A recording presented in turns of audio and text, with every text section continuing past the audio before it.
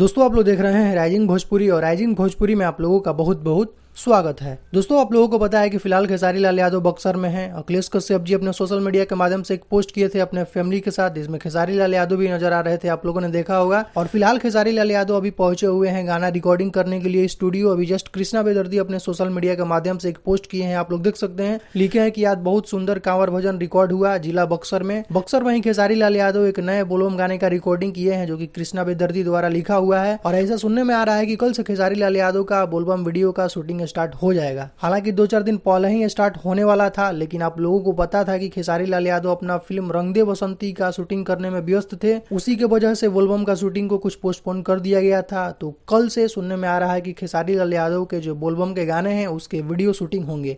बाकी आज एक गाना रिकॉर्ड हुआ है बक्सर में, और इससे पहले कई सारे गाने रिकॉर्ड हो चुके हैं बोलबम के। आप लोगों को पता होगा आजमगढ़ में ही अखिलेश कश्यप जी, टुनटुन यादव जी, काफी सारे राइटर वहां पर गए हुए थे अपने गाने के लिए।